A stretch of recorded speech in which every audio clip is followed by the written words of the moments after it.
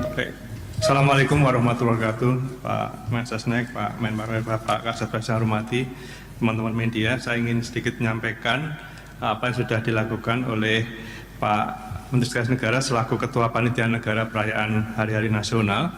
Yang pertama adalah kami menyampaikan edaran, menyusuli edaran pada Februari yang lalu tentang logo dan turunan dari logo Hari Ulang Tahun Kemerdekaan Republik Indonesia. Pada edaran yang terakhir ini, kami meminta kepada semua kementerian lembaga daerah dan asosiasi-asosiasi yang akan menampilkan logo untuk memasang logo Bangga Buatan Indonesia. Ya, jadi ini suatu kesatuan antara logo Indonesia Maju 75 tahun kemerdekaan dan juga logo buatan Bangga Buatan Indonesia berupa lambang cinta dengan acungan jempol seperti ini. Dan kami minta pada bulan Juli ini semua pusat daerah dan perwakilan Republik Indonesia di luar negeri dan serentak memasang umbul-umbul, spanduk dan lain-lain. Kemudian mulai tanggal 1 sampai dengan 31 Agustus kepada pusat daerah dan perwakilan RI di luar negeri untuk mengibarkan bendera merah putih. Di samping itu kami juga mengajak semua asosiasi dan instansi untuk memasang atribut peringatan Hari Ulang Tahun Kemerdekaan 75 mulai tanggal 1 Juli sampai dengan 31 Agustus dan mengibarkan bendera merah putih.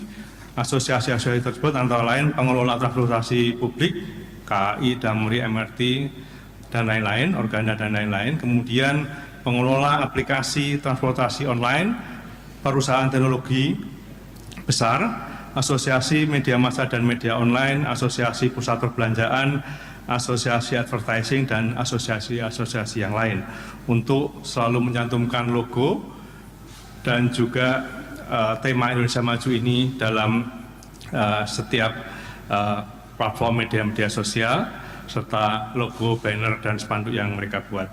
Di samping itu, kita meminta juga kepada instansi pusat dan daerah untuk menyampaikan acara-acara yang akan mereka buat di bulan kemerdekaan ini dan akan kami integrasikan dalam website tersendiri yaitu www.sayaindonesia.sekted.go.id sehingga dapat diakses langsung oleh publik jika mereka menghendaki untuk melihat apa acara-acara yang akan dibuat oleh pusat dan daerah dalam rangkaian acara Hari Ulang Tahun Kemerdekaan. Saya kira itu yang perlu saya tambahkan. Terima kasih. Pak Heru, ada tambahan? Cukup, saya kira itu penjelasan dari kami. Barangkali ada yang perlu ditanyakan.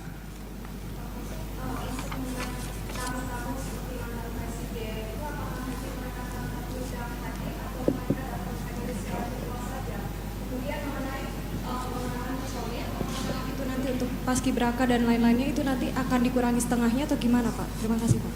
Saya persilahkan Pak Kasat Pres yang izin Pak Menteri Sekretaris Negara, Pak Menteri Pariwisata dan rekan-rekan sekalian, Pak Sesmen.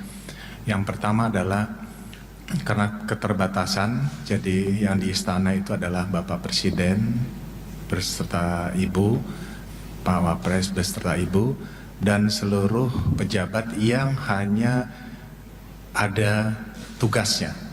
Contoh mungkin ada yang membacakan proklamasi, membacakan doa, dan plus Panglima TNI Polri.